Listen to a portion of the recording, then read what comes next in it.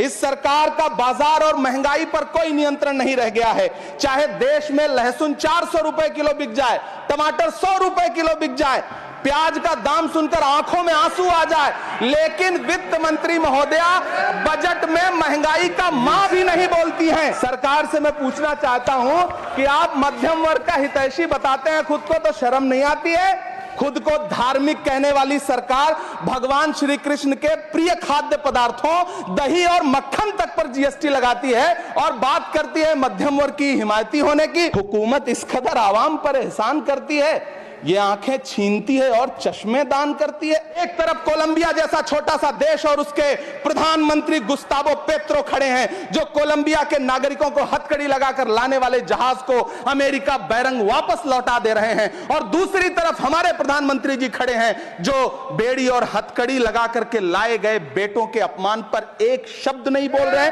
आप minority ministry का budget काटते काटते एक दिन मिनिस्ट्री को ही बंद कर देना चाहते हैं। वो जहर देता तो सबकी नजर में आ जाता, सो ये किया कि हमें वक्त पर दवाएं न दी। हमसे इतनी भी क्या नफरत? रिश्तों की ये नाजुक डोरें तोड़ी थोड़ी जाती हैं, अपनी आंखें दुखती हो तो फोड़ी थोड़ी जाती हैं। अंदर इमरान प्रतापगढ़ी ने मोदी सरकार के होश उड़ा दिया और धज्जियां उड़ाते हुए उन्होंने बजट का पोल खोल दिया। वित्त मंत्री निर्मला सीतारमण के साथ साथ मोदी कैबिनेट पर जमकर बरसते हुए नजर आए। लेकिन सवाल अभी वही है कि क्या वाकई में जितने भी विपक्ष सवाल उठा रहे हैं किसी भी चीज़ को लेकर, चाहे महाकुंभ पे सवाल हो, बेरोजगारी पे सवाल हो, महंगाई पे सवाल हो, आखिर वो बोल क्यों नहीं रहे हैं, उसका जवाब क्यों नहीं दे पा रहे, ये बड़ा सवाल है।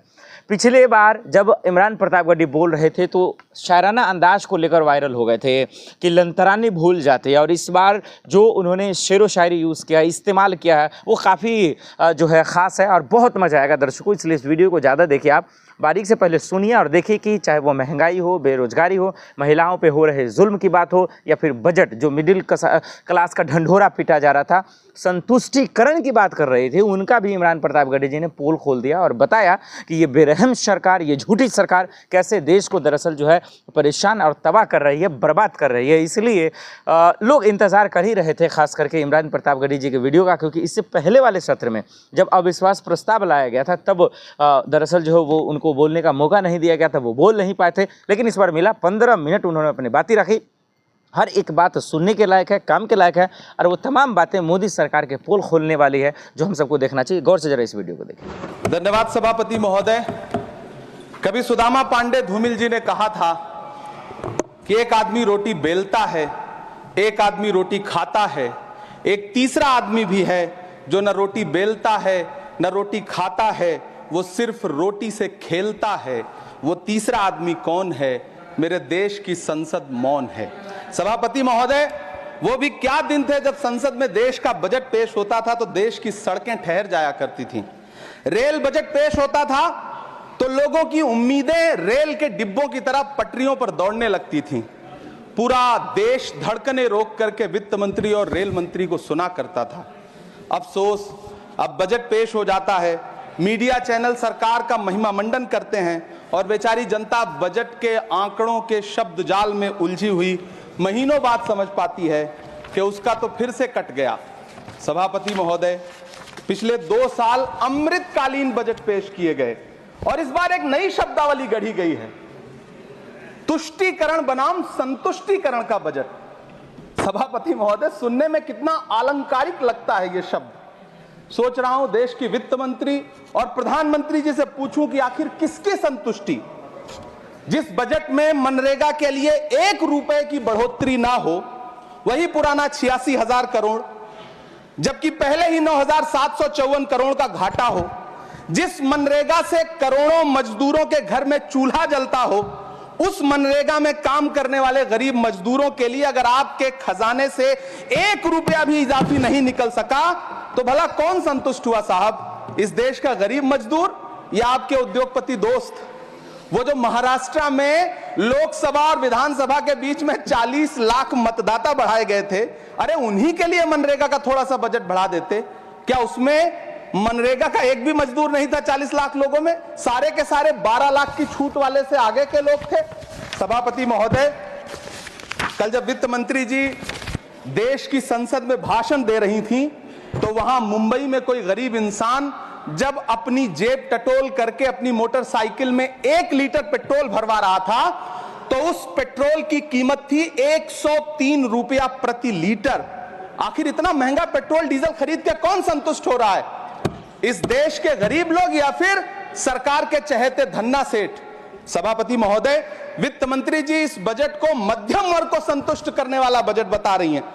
अरे मैडम, हम आप यहां पर बैठे रहते हैं और वहां बाहर इसी दिल्ली में 1 लीटर दूध, चाहे वो अमूल का हो या फिर मदर डेयरी का हो, उसकी कीमत 73 रुपए लीटर है। इतना महंगा बेच करके कौन संतुष्ट हो रहा है?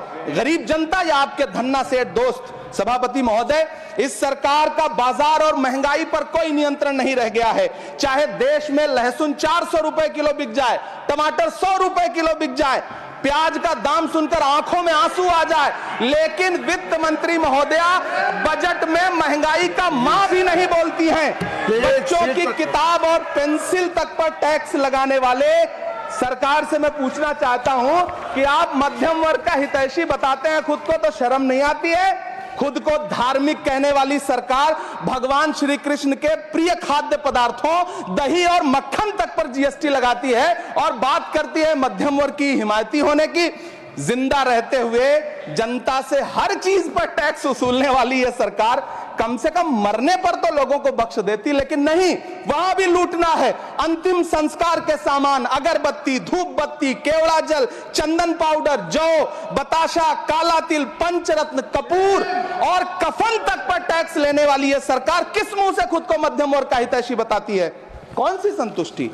किसकी संतुष्टि? कदम कदम पर टैक्स देकर लूटने वाली जनता की, या फिर जनता से टैक्स वसूल करके धन्ना सेठों का खजाना भरने वाली सरकार की? किसकी संतुष्टि?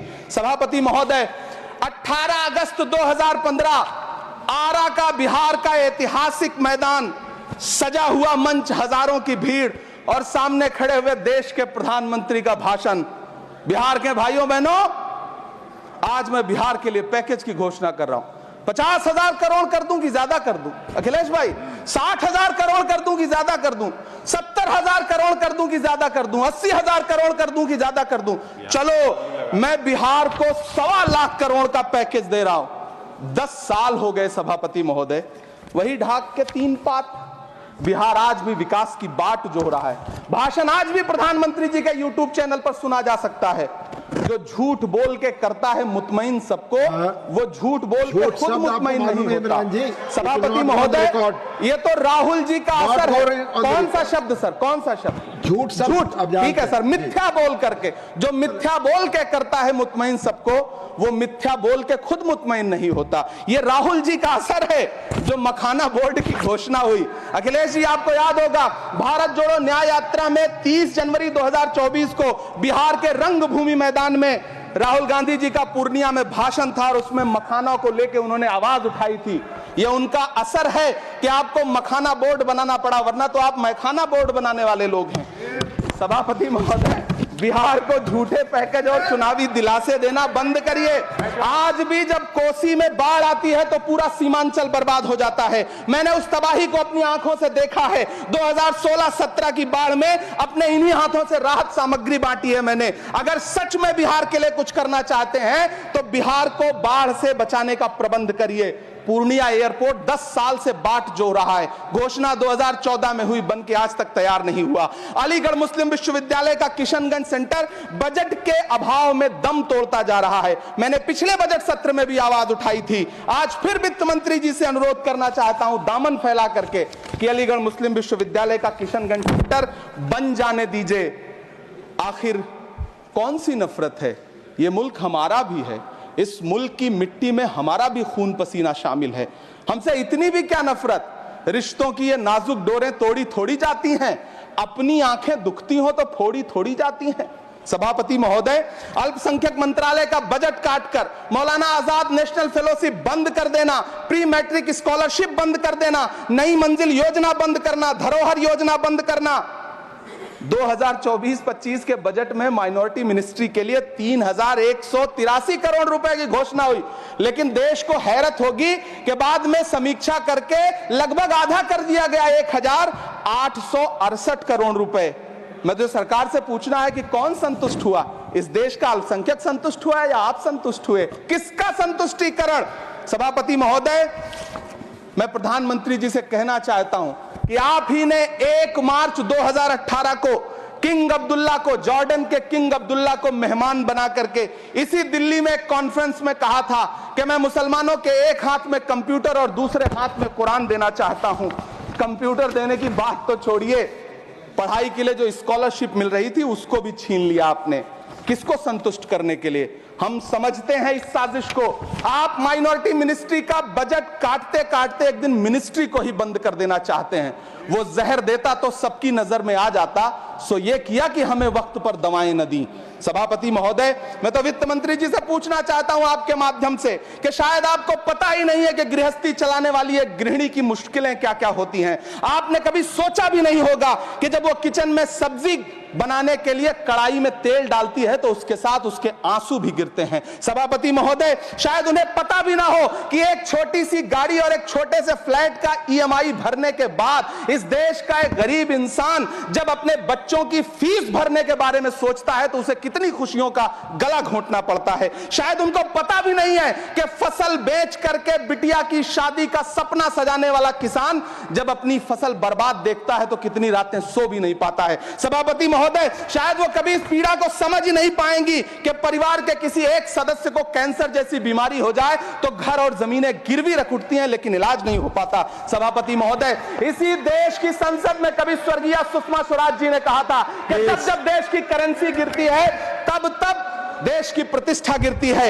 एक तरफ कोलंबिया जैसा छोटा सा देश और उसके प्रधानमंत्री गुस्तावो पेत्रो खड़े हैं जो कोलंबिया के नागरिकों को हथकड़ी लगाकर लाने वाले जहाज को अमेरिका बैरंग वापस लौटा दे रहे हैं, और दूसरी तरफ हमारे प्रधानमंत्री जी खड़े हैं जो बेड़ी और हथकड़ी लगा करके लाए गए बेटों के अपमान पर एक शब्द नहीं बोल रहे। सभापति महोदय, मैं इतिहास के पन्ने पलट रहा हूं, मुझे 2 किरदार याद आ रहे हैं। एक तरफ निक्सन के 7वें बेड़े की धमकियों के सामने लोहे की तरह अडिग इंदिरा गांधी खड़ी हैं, तो दूसरी तरफ खुद ही नमस्ते ट्रंप का नारा लगाते हुए प्रधानमंत्री जी खड़े हैं। मेरे कानों में सुषमा स्वराज जी की आवाज गूंज रही है।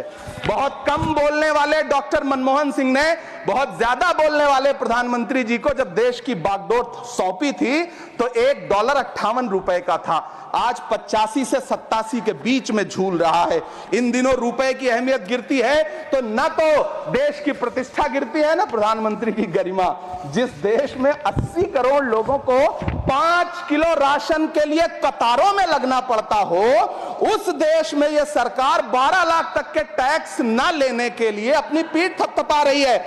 हुकूमत इस कदर आवाम पर एहसान करती है, ये आंखें छीनती है और चश्मे दान करती है। सभापति महोदय, महाराष्ट्र का भिवंडी हो, मालेगांव हो, इचल करंजी हो, यूपी का बनारस हो, मुआयमा हो, मुबारकपुर हो, रांची का छोटा नागपुर हो, बिहार का भागलपुर हो, हर जगह बुनकरों की उम्मीदें तोड़ रही हैं, लेकिन इस सरकार के पास उनके लिए कुछ भी नहीं है। मुरादाबाद का पीतल उद्योग, कानपुर का चमड़ा उद्योग, सहारनपुर का लकड़ी उद्योग, फिरोजाबाद का चूड़ी उद्योग, अलीगढ़ का ताला उद्योग, सब सरकारी प्लानिंग से तबाह हो रहे हैं। इन तमाम के बीच सरकारी सपोर्ट से बस एक उद्योग फल फूल रहा है, नोएडा का नफरत उद्योग। सभापति महोदय, जिस देश में 40 से 45% मेडिकल फैकल्टी की सीट खाली हो, वहां बजट में 75,000 नए मेडिकल सीट्स का ऐलान हो रहा है। सरकार बहादुर, कम से कम इस देश के पढ़े लिखे युवाओं को तो मूर्ख समझना बंद करिए। वो अब तिजारती पहलू निकाल लेता है। पहले 7500 मेडिकल सीट्स बाद में बनाइएगा, पहले जो एम्स में 2161 पद खाली पड़े हैं उनको तो भर दीजिए। वो अब तिजारती पहलू निकाल लेता है। मैं कुछ कहूं तो तराजू निकाल लेता है।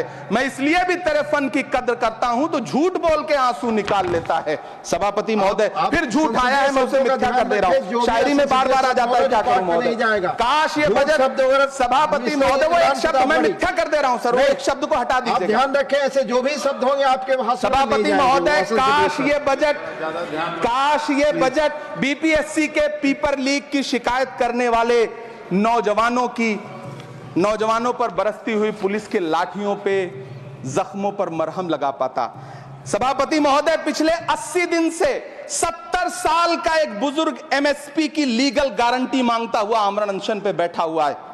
काश ये बजट किसान नेता जगजीत डल्लेवाल की टूटती हुई सांसों की पीड़ा सुन पाता।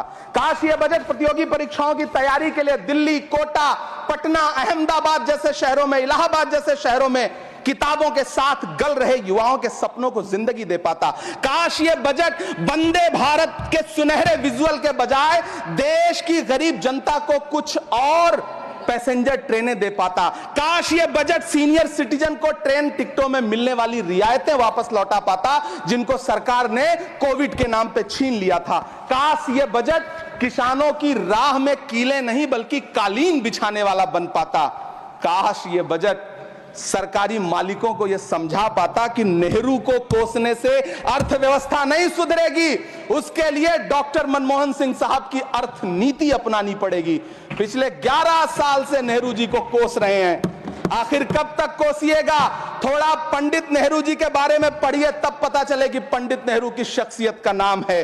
दुनिया का पहला ऐसा राजनेता जिसने अपनी जिंदगी की आजादी के लिए, देश की आजादी के लिए 3259 दिन अंग्रेजों की जेल में बिताए। पंडित नेहरू एक ऐसे महान शख्स जिनके पिता पंडित मोतीलाल नेहरू, जिनकी बहन विजय लक्ष्मी पंडित, जिनके बहनोई पंडित रंजीत सीताराम, जिनकी बेटी इंदिरा गांधी, जिनके दामाद फिरोज गांधी, सब ने अंग्रेजों से लड़ते हुए स्वतंत्रता आंदोलन में जेल काटी। आप किस मुंह से उनकी लकीर छोटी करने की बात करते हैं? नहीं कर पाइएगा, 7 जन्मों में नहीं कर पाइएगा, क्योंकि जिस्म की मौत कोई मौत नहीं होती है। जिस्म मिट जाने से इंसान नहीं मर जाते, धड़कने रुकने से अरमान नहीं मर जाते, सांसें थम जाने से ऐलान नहीं मर जाते। जिस्म की मौत कोई मौत नहीं होती है। सभापति महोदय, मैं आपके सामने खड़ा होकर के एक बहुत छोटी सी कहानी सुनाना चाहता हूं कि महान बादशाह सिकंदर ने जब यूनान फतेह किया तो जीत का जश्न मनाने के लिए शहर की सड़कों पर निकला। तो उसने देखा कि पूरा शहर तो जश्न मना रहा है, एक फकीर सड़क के किनारे चादर तान के सो रहा है। सिकंदर को गुस्सा आया, घोड़े से उतरा, उस फकीर के पास गया और उसे सोता देख करके उसे जोर की एक लात मारी और लात मार के कहा कि क्यों रे फकीर, मैंने यूनान फतेह कर लिया, लोग जश्न मना रहे हैं और तू सो रहा है। उस फकीर ने उन्नीदी आंखों से सिकंदर को देखा और देख करके कहा कि शहर जीतना बादशाहों का काम है, लेकिन लात मारना तो गधे का काम है। सभापति महोदय, गरीब जनता को लात मारना बंद करिए। ये अमीरों के लिए बनाया गया बजट है, ये निराशाजनक बजट है। हम अमृतकाल सुनते आ रहे थे, ये अमृतकाल इतनी जल्दी समाप्त हो गया कि अब अमृतकाल का कोई नाम तक नहीं लेना चाहता है। इसलिए मैं इस सदन में खड़ा होकर के देश की वित्त मंत्री महोदया से कहना चाहता हूं कि आपने अल्पसंख्यकों के बजट में जो कटौती की है उसको बहाल करिए। आपने मनरेगा को जो स्थिर रखा है उसका घाटा 9,754 करोड़ है, कम से कम उतना बढ़ा करके फिर से उसे बहाल करिए। नौजवानों के लिए रोजगार दीजिए, किसानों को एमएसपी की लीगल गारंटी दीजिए। यही मैं आपसे अपील कर रहा हूं। धन्यवाद सर, आपने इतना जो समय दिया उसके लिए शुक्रिया।